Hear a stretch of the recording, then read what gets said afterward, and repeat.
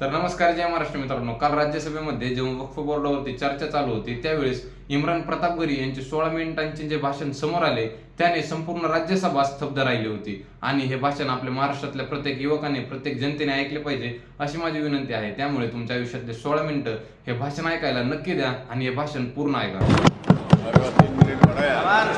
धन्यवाद सभापति महोदय. हम ही को कातिल कहेगी दुनिया, हमारा ही कत्लेआम होगा. हम ही कुएं खोदते फिरेंगे, हम ही पे पानी हराम होगा. सभापति महोदय, सन 1947 में दिल्ली की जामा मस्जिद की तारीखी सीढ़ियों पर खड़े होकर के भारत रत्न मौलाना अबुल कलाम आजाद साहब ने कहा था कि मुसलमानों कहां जा रहे हो, ये है तुम्हारा मुल्क, यहां तुम्हारे आबाओ अजदाद की कब्रें हैं. उस वक्त मौलाना आजाद की ये सदाएं सुन करके लोगों ने अपने सरों की गठरियां उतार करके रख दी थी. आज उसी दिल्ली में मौजूद देश की संसद में एक बिल आया है जो हमसे उसी जामा मस्जिद की सीढ़ियों के सबूत मांगेगा, जो उन्हीं सीढ़ियों के पास अपनी कब्र में सोए हुए मौलाना आजाद को फिर से कब्र से सदा देनी पड़ेगी कि ये जो कब्र है वो मेरी कब्र है, ये किसी सरकार की जागीर नहीं है. सभापति महोदय, मैं जहां खड़ा हूं इसी संसद भवन के सामने सड़क के उस पार अपनी कब्र में सोए हुए भारत के पूर्व राष्ट्रपति फखरुद्दीन अली अहमद की कब्र है. शायद अब उस कब्र से भी सदाएं आए कि ये कब्र मेरी कब्र है, ये सरकार की जागीर नहीं है. सभापति महोदय, मैं वक्फ कानूनों में किए जा रहे संविधान विरोधी बदलावों के खिलाफ बोलने के लिए खड़ा हुआ हूं. संविधान का आर्टिकल 14 हो, 29 हो, 30 हो, चीख चीख कर कहता है कि देश में सब बराबर के हकदार हैं. आर्टिकल 26 कहता है कि सबको अपने अपने मजहबी कामों के लिए मंदिर, मस्जिद, गिरजाघर, गुरुद्वारों का निर्माण करने का हक है और उसका रखरखाव का भी हक है. लेकिन डॉक्टर बाबा साहब अंबेडकर के संविधान को हर दिन कुचलने वाली ये सरकार देश के मुसलमानों से नफरत में इतनी अंधी हो गई है कि खुलेआम देश की संसद में देश सरकार के माइनॉरिटी मिनिस्टर साहब और होम मिनिस्टर साहब झूठ बोलते हैं और देश को गुमराह करते हैं. झूठ शब्द असत्य बोलते हैं. सरकार ने इस बिल का नाम उम्मीद रखा है. मंत्री जी कल से इसे देश के मुसलमानों के लिए नई उम्मीद बता रहे हैं. नहीं मंत्री जी, न तो यह बिल मुसलमानों के लिए नई उम्मीद है और न ही उम्मीद की नई किरण. सभापति महोदय, भाजपा ने पूरे देश में वक्फ के नाम पर कई सारे झूठ फैलाए हैं. आइए आज उनकी सच्चाई पर बात करते हैं. वक्फ ट्रिब्यूनल को ऐसे बताया जाता है जैसे वक्फ ट्रिब्यूनल कोई मजहबी खाप पंचायत हो. सभापति महोदय, जबकि सच्चाई यह है कि वक्फ ट्रिब्यूनल भी तो सरकारी न्यायिक विभाग है जिसमें सरकार द्वारा नियुक्त जज होते हैं, जिसमें प्रशासनिक अधिकारी होते हैं, कहीं ऊपर से थोड़ी आ गए. सभापति महोदय, देश के गृह मंत्री जी ने इसी सदन में कहा कि वक्फ ट्रिब्यूनल के फैसले के खिलाफ कोई कोर्ट नहीं जा सकता, जबकि सच यह है कि वक्फ एक्ट 1995 की धारा 83(9) के तहत हाई कोर्ट वक्फ ट्रिब्यूनल के फैसले की न सिर्फ समीक्षा कर सकता है बल्कि उसे बदल भी सकता है. सच तो यह है कि वक्फ बोर्ड खुद अपनी जमीनों के लिए कई सारी कोर्ट में मुकदमे लड़ रहा है. सभापति महोदय, दिल्ली की जिन 123 संपत्तियों को लेकर कल माइनॉरिटी मिनिस्टर, होम मिनिस्टर साहब और अभी आदरणीय नेता सदन बात कर रहे थे, आइए उनकी सच्चाइयों पे भी बात करते हैं. 1911 में जब अंग्रेजी हुकूमत ने कोलकाता के बजाय दिल्ली को राजधानी बनाने का फैसला किया तो रायसीना हिल्स के चारों तरफ जो मुसलमानों की ढेर सारी जमीनें थी उनको एक्वायर किया गया और लुटियन को इसकी तामीर की जिम्मेदारी सौंपी गई. सेंट्रल विस्टा की तरह लुटियन जोन का मेगा प्लान तैयार हुआ. लेकिन उस वक्त के मुसलमानों ने उस वक्त की अंग्रेजी हुकूमत से अपनी इबादत गाहों को बचाने के लिए लड़ाई लड़ी. मामला ब्रिटिश गवर्नमेंट तक पहुंचा. तब यह तय हुआ कि वो जो धार्मिक स्थल हैं उन्हें जस का तस रहने दिया जाएगा. इंडिया गेट के बगल वाली मस्जिद हो जाप्तागंज, सुनहरी बाग मस्जिद हो, पार्लियामेंट रोड वाली मस्जिद हो, ऐसी 123 संपत्तियों के मैनेजमेंट के लिए 1913 में मुसलमान वक्फ वैलिडेशन एक्ट बना और उसके बाद एक नया शहर बसाया गया जिसे लुटियंस जोन का नाम दिया गया। फिर 1943-45 के बीच एक और समझौता हुआ आजादी से पहले, उसके तहत काफी सारी वक्फ जायदादों को सुन्नी मजलिस औकाफ बनाकर उसके अंडर किया गया ताकि उसकी देखरेख की जा सके। गृह मंत्री जी 2 दिन से सदन में जो बात कह रहे हैं वो दरअसल 123 संपत्तियां उसी सुन्नी मजलिस औकाफ के तहत आती है। सभापति महोदय, आजाद भारत आजाद हुआ। आजादी के बाद भारत में 1954 में वक्फ एक्ट लागू हुआ, जिसकी धारा 9 के तहत 1964 में केंद्रीय वक्फ काउंसिल का गठन हुआ। दिल्ली की वही 123 प्रॉपर्टीज को 1970 में सर्वे गजट करके गजट नोटिफाई किया गया। इसके निपटारे के लिए पूर्व प्रधानमंत्री इंदिरा जी के द्वारा 1974 में एक बर्नी कमेटी बनाई गई। बर्नी कमेटी ने 1976 में इन 123 संपत्तियों को दिल्ली वक्फ बोर्ड की संपत्ति होने की रिपोर्ट सौंपी। उस रिपोर्ट के आधार पर 1984 में कांग्रेस सरकार ने उन 123 प्रॉपर्टीज को दिल्ली वक्फ बोर्ड को सौंपने का फैसला किया, जिसके खिलाफ विश्व हिंदू परिषद कोर्ट गई। मामला 2011 तक पेंडिंग रहा। फिर 2011 में कोर्ट ने सरकार को आदेशित किया कि इसका निपटारा करो। तब 2013 में तत्कालीन यूपीए सरकार ने दिल्ली की उन्हीं 123 जायदादों को बर्नी कमेटी की सिफारिशों के मुताबिक वक्फ बोर्ड के हवाले किया। यही वो प्रॉपर्टीज हैं जिनके नाम से गृह मंत्री जी कल से कांग्रेस को कोस रहे हैं। फिर आई 2014 में भाजपा की सरकार, जो तब से इन जमीनों को हड़पने की साजिश कर रही है।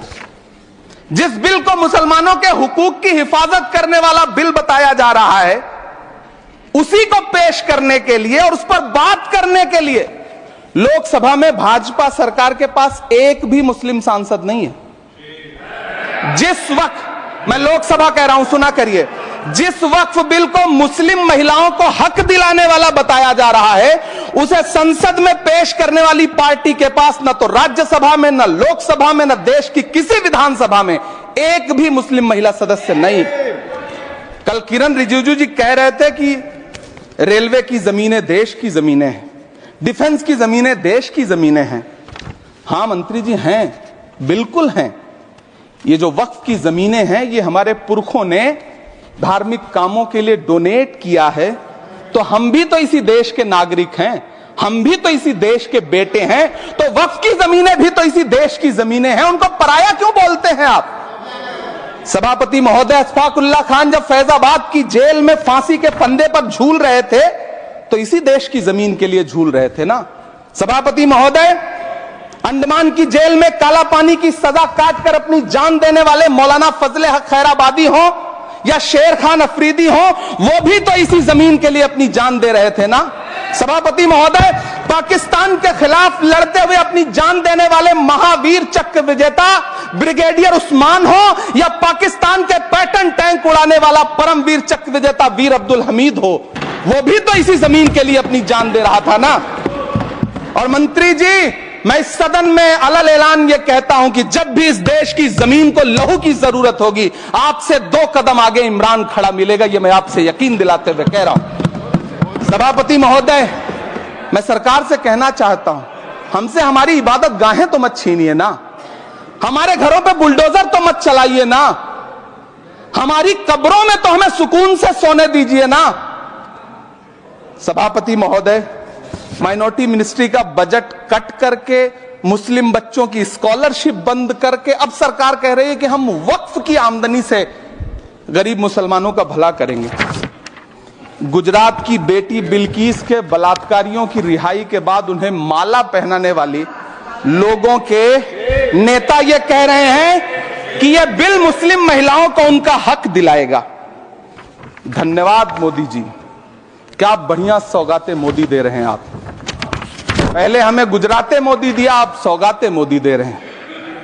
लेकिन यह सरकार इतना याद रखे कि इसी ठसक के साथ देश की संसद में सीए का कानून भी लाया गया था और कहा गया था बड़े बड़े भाषण देकर के कि पड़ोसी देशों से हिंदू भाइयों को ला करके यहां नागरिकता दी जाएगी। लेकिन मैं आपके संज्ञान में लाता हूं सर कि पिछले इतने दिनों में इनसे नागरिकता लेने के लिए 2000 व्यक्ति भी नहीं आए, जबकि इसके उलट इन्हीं की सरकार में पिछले 10 साल में 15 लाख से ज्यादा भारतीयों ने भारत की नागरिकता छोड़ करके दूसरे देश में जाकर के बस गए। यह हुआ उस कानून का अंजाम। सभापति महोदय, इसी तरह की जिद के साथ किसानों के खिलाफ भी कानून लाए गए थे। जिस तरह आज वक्फ के फायदे गिनाए जा रहे हैं, उसी तरह से किसानों को भी कृषि कानूनों के फायदे गिनाए गए थे। लेकिन अंजाम क्या हुआ? 700 किसानों की शहादत लेने के बाद सरकार को अन्नदाता किसानों के सामने घुटने टेकने पड़े और कृषि कानून वापस लेने पड़े। जिल्ले इलाही, जमहूरियत जो है वो नफरत और ठसक से नहीं चलती है, अकड़ से नहीं चलती है, उसमें सबकी हिस्सेदारी जरूरी है। कल देश के माइनॉरिटी मिनिस्टर ने लोकसभा में खड़े होकर एक शेर सुनाया था कि मुझसे कोई बदगुमान न हो, तो मैं उन्हें एक शेर सुनाना चाहता हूं कि मैं आज जद पे हूं तो इतना खुशगुमान न हो, मैं आज जद पे हूं तो इतना खुशगुमान न हो, चराग सबके बुझेंगे हवा किसी की नहीं। नीतीश कुमार जी हो, चंद्रबाबू नायडू जी हो, चिराग पासवान जी हो, जयंत चौधरी जी हो, देवे गौड़ा जी हो, जीतन राम मांझी जी हो, सबको समझना पड़ेगा कि जब जंगल में आग लगती है तो न वो बरगद बचते हैं जो हवा को आंधी में तब्दील करते हैं, न वो बांस बचते हैं जो आपसी रगड़ से चिंगारी पैदा करते हैं।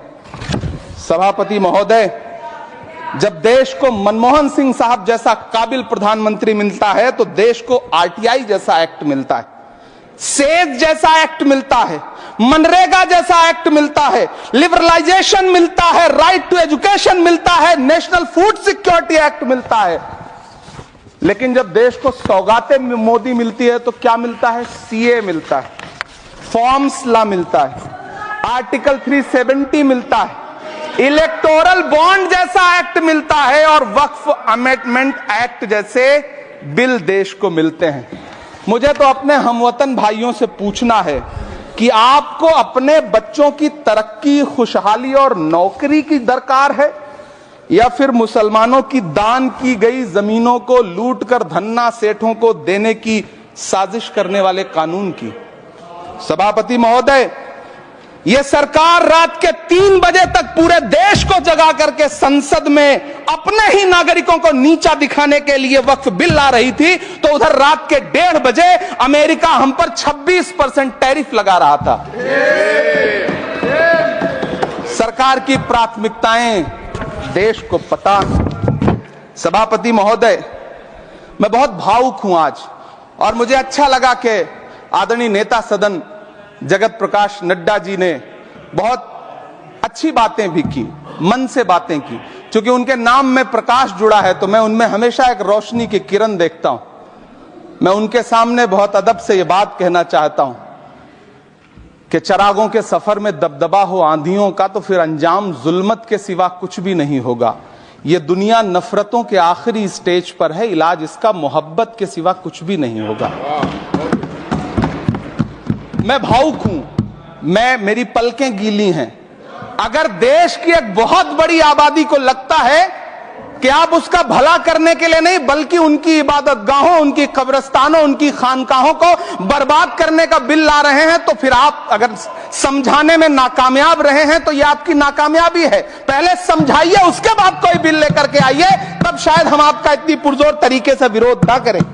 लेकिन सभापति महोदय, मैं अंत में सिर्फ इतना कहना चाहता हूं कि इस बिल में जो भी पॉइंट्स दिए गए हैं, बॉम्सी पोर्टल देख लीजिए, सरकार का झूठ आपको पकड़ में आ जाएगा। हम डरे नहीं हैं, हम सिर्फ सरकार से अपील कर रहे हैं कि हमें अपना समझिए। हम आपके अपने हैं, इस देश के नागरिक हैं और आप ताकत में हैं। संख्या बल के आधार पर बिल हो सकता है आप पास करा ले, लेकिन आपको यह बात समझनी पड़ेगी कि हम तो वो तारीख हैं, जहनों में रहना है जिसे, कागजी पुर्जे नहीं जो फाड़ डाले जाएंगे। जिस जमीन पर मैं खड़ा हूं ये मेरी पहचान है। आप आंधी हैं तो क्या मुझको उड़ा ले जाएंगे? आपको यह बात समझनी पड़ेगी।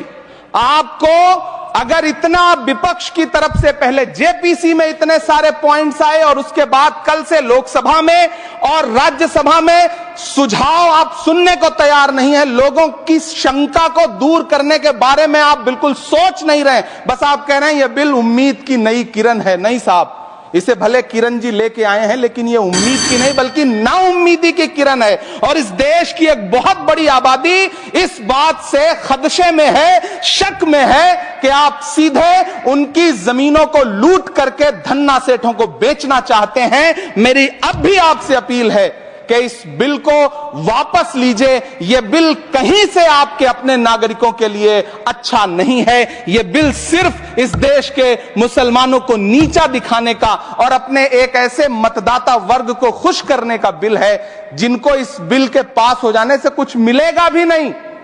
लेकिन आप एक नैरेटिव देना चाहते हैं, एक मैसेज देना चाहते हैं। मेरी आपसे अपील है कि कृपया ये जो सबका साथ सबका विकास का नारा है, इस नारे को रत्ती भर तो चरित्रार्थ कर दीजिए। बहुत बहुत धन्यवाद।